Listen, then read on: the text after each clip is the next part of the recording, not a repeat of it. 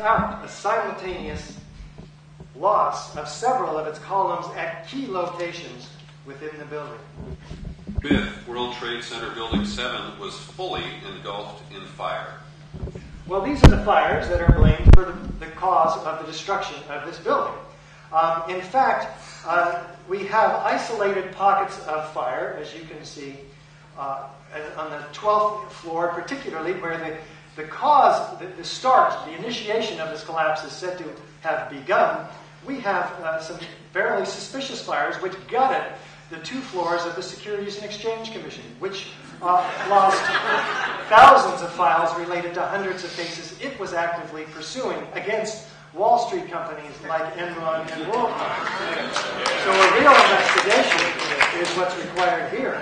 The interesting thing is, as we proceed with these fires, we note that so first we've been told early on that there was a huge destruction of the facade of this building. And first of all, if that were true, we would have seen the building tip toward the area of impact damage on those columns. But NIST comes back later with having no evidence of this, just other than their diagram, and they said basically there's very, very insignificant insignificant cause due to the collateral damage from the beams from North Tower. They also said that there's no contribution, in fact, from the diesel fuel, which they did have generators down on the 5th floor, but they weren't on fire. So what do they say? Well, there's a column in this area, column 79. It is underneath the east penthouse, which collapses about 6 seconds prior to the overall collapse of the building. So the cause goes straight to column 79. And we'll take a look at that in a moment.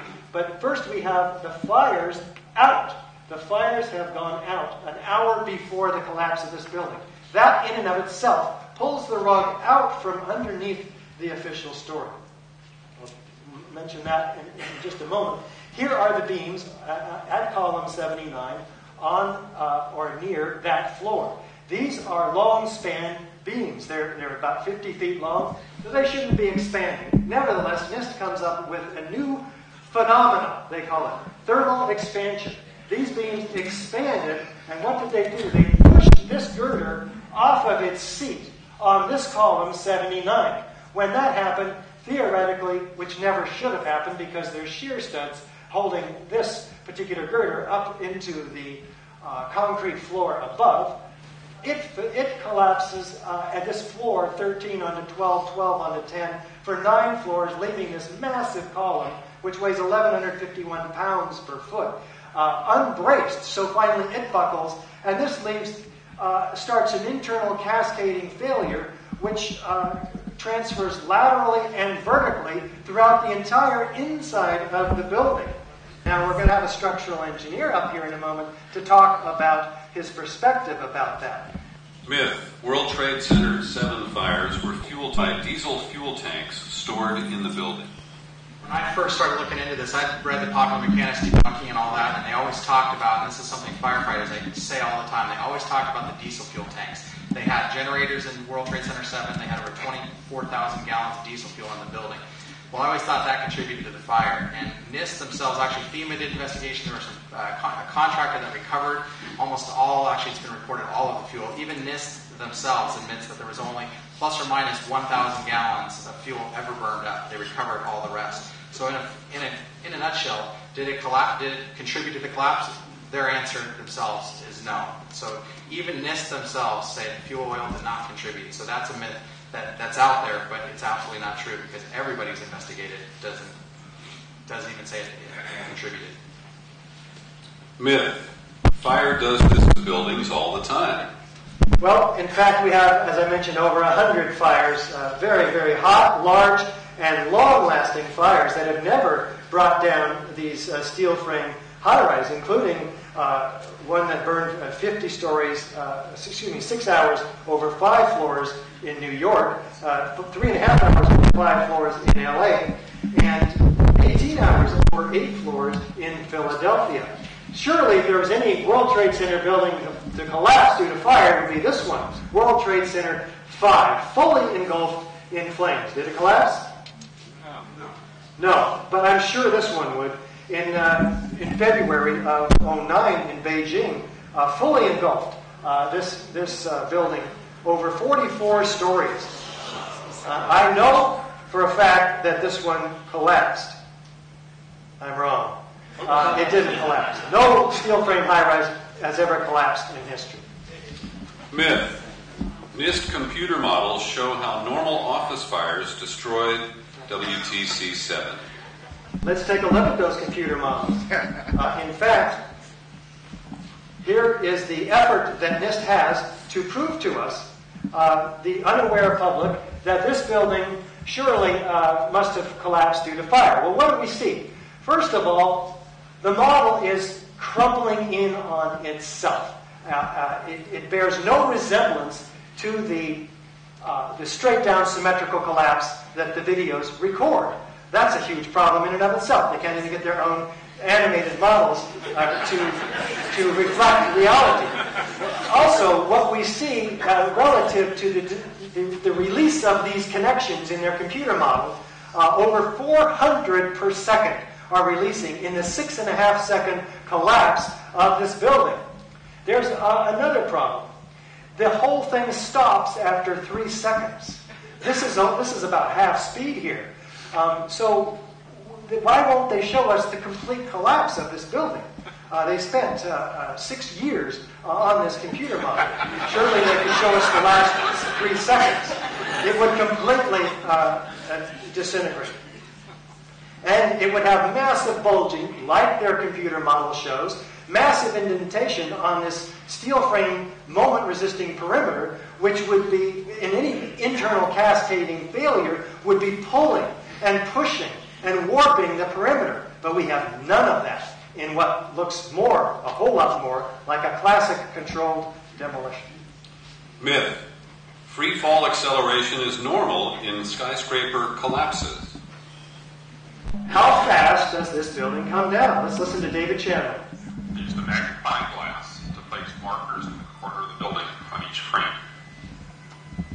From this we can get a data table and various graphs. The slope of this graph indicates acceleration, which is shown here to be about minus 10.279 plus or minus 0.6. Free fall in a vacuum is minus 9.8 in these units. That falls within the margin of error of this measurement. In other words, the rate of fall of building 7 in the first few seconds is indistinguishable from free fall in a vacuum. Let's try to put this in perspective. This is a snapshot every second of this building's collapse. Every second, the building is gaining downward momentum, increasing distance per second. That's the definition of acceleration. This is Kevin McPadden again. And then it was like another 2-3 seconds. You heard explosions. Like, boom! And it's like a distinct sound. It's not like when the compression, like boom, boom, boom, boom, boom. Like floors that were dropping and collapsing. This was a boom! And like you felt a rumble in the ground, like almost like you wanted to grab onto something. That, to me, I knew that was an explosion. There was no doubt in my mind. Now, one of the things I want to point out, too, is a lot of the debunkers, the way I believe before this was, you can explain away these explosions. Like, there could have been tanks, the diesel fuel tanks, they could have been boilers. There's a lot of things that can explode and make noises like that, or the building itself collapsing. Well, a lot of these witnesses, it was before any collapse had initiated, or after the two towers, and before Trade Center 7 had come down, that they heard the explosions. I'm going to play one here in a second that was after the two towers, before Tower 7 came down. But the point, as a firefighter or as an investigator, you don't have to have undeniable proof to test for something. You test for it because you have the witnesses that say they saw this. If we were at a house fire and we had multiple witnesses saying, we saw 3 flashes go off in that house at the same time when the fire started, you better believe we're going to be testing for accelerants and for timing devices. And we're going to be testing it for arson. We're not going to say, oh, that just happens sometimes. It could have been hard. It would have been hard to do, so we're not going to test for it. Here's one of the explosions that they say don't exist. Now remember, NIST said no recordings, no witnesses. Yeah, here's one of the guys who can tell you I'm okay, all right? Here, you want to call your mother?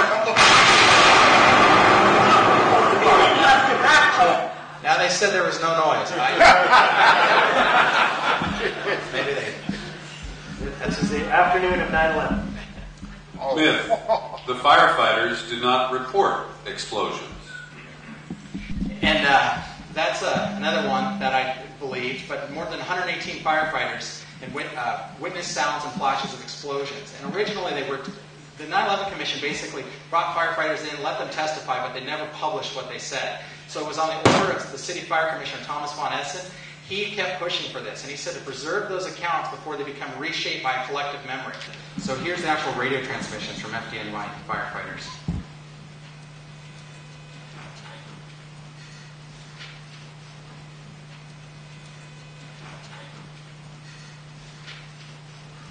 Then in the radio transmissions from September 11th, firefighters reported numerous additional explosions going off within the buildings. I guess an eyewitness who said there was an explosion on floor 7-8. 7-8.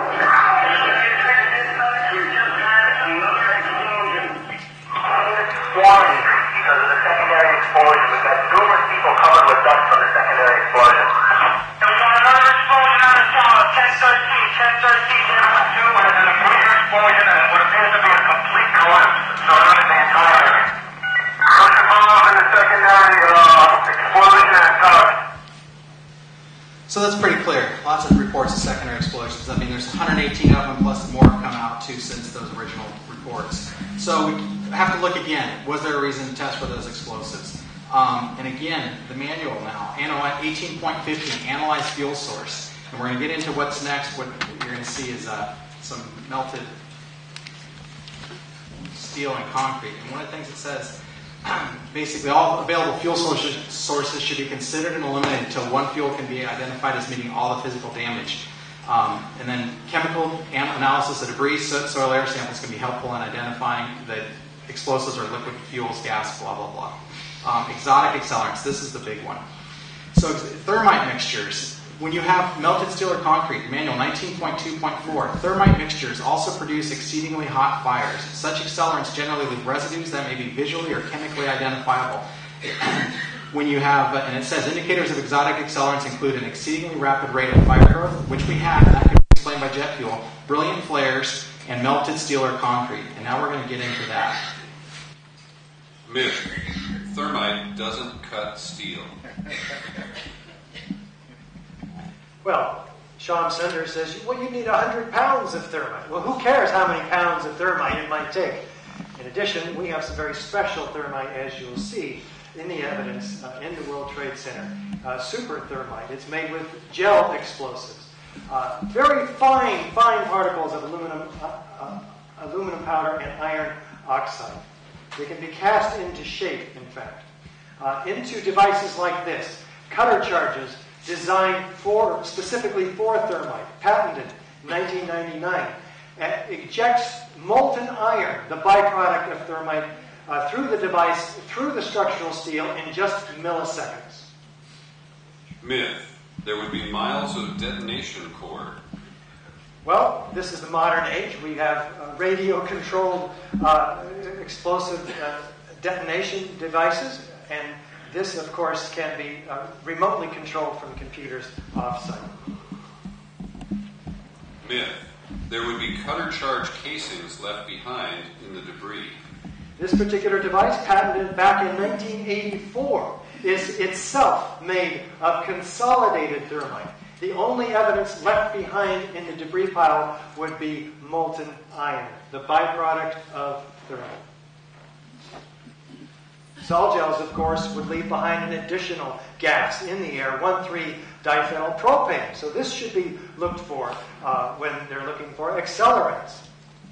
The EPA says, in fact, we've never observed this in any other sampling we've done. This particular molecule, 1,3-diphenyl propane, which they found at levels that dwarf all others. But is there evidence left behind in the World Trade Center? Dust of any thermite. This particular this disaster laid a blanket of pulverized concrete, 4 to 12 inches thick, throughout all of lower Manhattan. Liquid molten iron would be dispersed, not dissimilar, perhaps, from this water being sprayed from a bottle, where there's tens of thousands, perhaps millions of droplets. What's their shape? It's spherical. Why? Because the surface tension of an atomized liquid particle forms the droplet into a sphere. It cools from its molten state and falls with all of the dust. Now, this is the only rational explanation of how we would have all of these spheres. It's not from the cleanup operations, because these samples are collected just 10 minutes after the collapse of the Twin Towers on the Brooklyn Bridge. They're collected on top of the skyscrapers. What's the chemical analysis of these spheres? The iron, aluminum, silica, oxygen, some have manganese. Compared to a known controlled experiment with thermite, basically the same. It's hands down. So, USGS also finds these in the dust. And R.J. Lee, doing toxicological studies on top of the Deutsche Bank building. Same chemical makeup, no explanation from the official sources of where these billions, in fact, 9 tons by estimated weight of these throughout the dust. So Dr. Jones concludes that this is significant evidence for aluminothermic reactions. And he thinks, well, what would have been in the original unignited recipe, if you will? Go back. We would have had powders of aluminum, iron oxide, copper oxide, zinc nitrate, potassium permanganate. Interesting. Would we have any of those? So Dr. Jones and his small team of scientists go back to the dust. Maybe we missed something. If there was iron powder, it would also come up to the magnet. So, indeed, they find it. There are these small red-gray chips. This one 2 millimeters long, a 1/16 of an inch long. It's enlarged for our clarity. They're dual layered, most of them. Red on one side, gray on the other. And so we zoom in now, and what are these composed of? Myth. They were just paint chips. Well, let's see. They take the chips, they put them in a heater, and they blow up at 422 degrees centigrade. Paint doesn't do this. This is compared to existing published data on the subject by Lawrence Livermore Lab. And indeed, they find that it is the same stuff, basically. So when it blows up in this heater, it produces spheres, the same spheres that they found in the dust. And the chemical composition of those spheres from a differential scanning calorimeter, the heater, is basically the same as the composition of the spheres in the dust. This is hands down very, very important, undeniable evidence. Now let's cut a section through these spheres, these mysterious chips, and let's zoom in, say, 50,000 times. And again, there's 1,000 times, how about 50,000 times? This is extremely problematic for the official story because this material is composed of particles. Go back. Go back. Go the other way. And again, right there. Of iron oxide particles that are 40 nanometers across. These are 1,000 times smaller than a human hair. They're crystalline, rhomboidal, perfectly uniform to each other, these iron oxide particles. Next to them, go back, the next to them is the aluminum particles. They're hexagonal, they're wafer-like. They're perfectly uniform to each other as well. They're also at the nanoscale. The proportion of these two is perfect for thermite. 1/4 aluminum to powders to 3/4 iron oxide. They're set in a bed, a matrix, a carbon matrix of silica, which would provide the gas support, the gas release. So thermite is an incendiary. At these small sizes, the surface area becomes so great that the chemical reaction is almost instantaneous. That's how it gets its explosive quality. That's why they call it super thermite. And then it ignites with this organic material and becomes extremely powerful. Now, this is documented at Lawrence Livermore Lab. They call it super thermite because of its extremely explosive capability. It's documented back in 2000. This stuff is not made in a cave in Afghanistan. Why is this material, which is made only in the most advanced Defense Department contracting laboratory, why is it found throughout all of the World Trade Center dust samples? Is there enough evidence here to warrant a new investigation into the possible use of explosives?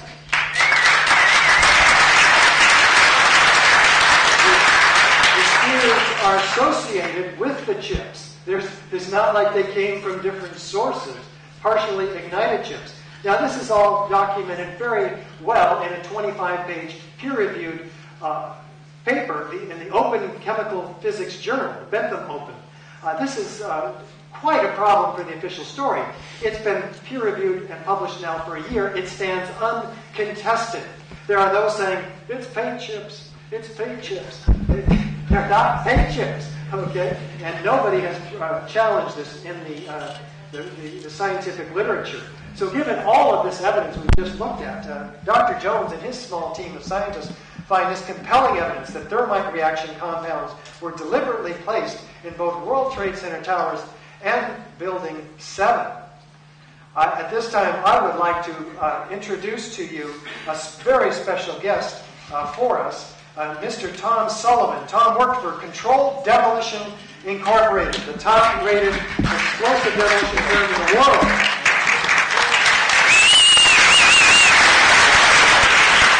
This is owned by the Loiseau family. During the years, Tom worked there during the years of 9/11 as an explosive loader. He placed explosives in buildings for 2.5 years. He placed explosives in many buildings to prepare them for demolition. He worked on major projects such as the Seattle Kingdom, Three Rivers Stadium, Philadelphia Naval Hospital, Keyspan gas holders, and among others. He published his work in the book Implosion, published by Black Dog Publishing. He has no doubt that the World Trade Center Building 7 was a timed explosive implosion event whose destruction was certainly not due to fire as reported. Mr. Tom Sullivan. Thanks. I feel very honored to be here tonight. And basically, buildings are not designed to fall. Tonight, I'd like to take you briefly through the steps that the demolition contractor would use to create a successful implosion. And by implosion, I mean that a building collapses vertically into its own footprint through the path of most resistance. So what are the first steps? A contractor needs to prep the building for implosion. There's no other way to do it. And this is the stage where the building is weakened or compromised. This can be compared to chopping away at a tree until you reach the point where the next few chops will take the tree down. Staircases in the building need to be cut at intervals. Firewalls need to be removed. Elevator shafts and rails are cut away. And of course, the elevator cars are removed from the shafts. On the load floors, the vertical support columns have their inside webs cut by a torch. The web is the inside face of an I-beam. And this cut is basically done in the shape of a pyramid with squares on either corner to the outboard flange. Oh, you want to go? Yeah, right there. You see the squares and the pyramid. There are two reasons for cutting into and weakening the support columns. First is to allow cutting charges to be attached. They're slipped in behind where those squares are cut out. The second reason is to cut away the steel that the cutting charges won't cut. We're going to, since we don't put cutting charges across the face or the web, it would be in the way of the outside board, the outboard cutting charges, which would essentially destroy the inside cutting charge. So we don't do that there. On a given support or column, there are two such cuts made about 4 feet apart in a given 13 foot high floor. All the support columns on a load floor are weakened in this way. All. The strength is reduced by approximately 20% for these support columns. And guess what? The building stands perfectly well with all this compromised steel columns. It still stands safely. We keep working in them. Interviews are done by camera crews. It still stands. So we've done all the prepping and the weakening of the building, and it's now ready to be loaded. Now, an interesting point here is for steel frame buildings, you don't have to load all of the floors to have a successful implosion. Only the bottom floors need to be loaded for this structure to fall. So each vertical support column, as I mentioned, is loaded with 4 cutting charges. 2 toward the bottom of the floor, and 2 again toward the ceiling, because you're going to remove basically a 4 or 5 foot section of this support column. Now, we're going to put in cutting charges, as I mentioned. Now, let me explain how a cutting charge works and how it's made. You start with a copper tube, and that's extruded to form a V shape. It is then filled with RDX high explosive. RDX, by the way, stands for Royal Demolition Explosive, and that was first patented and manufactured in Great Britain around 1932.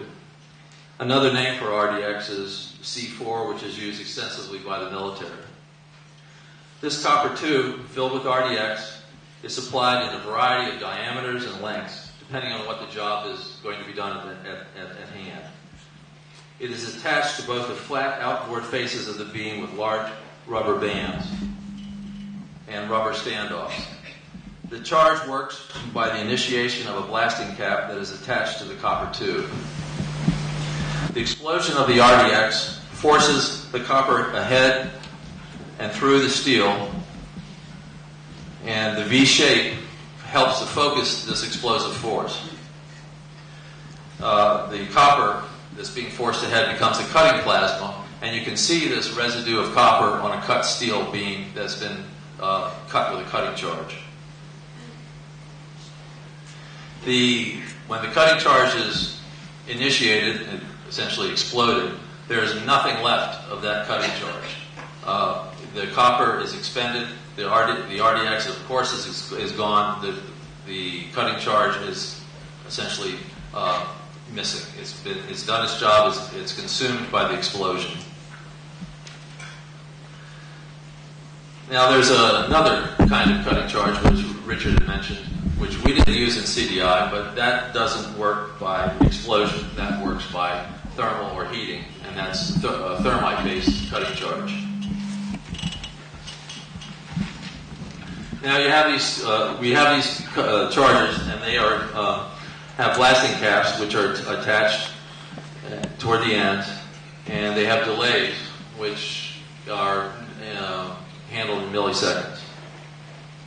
And that's determined by the experience and by the blasting plan of the contractor. There can be as many as 2 or 3 different kinds of delays on a given floor, depending on how the support columns are going to be imploded and utilized to harness the stored energy of the building.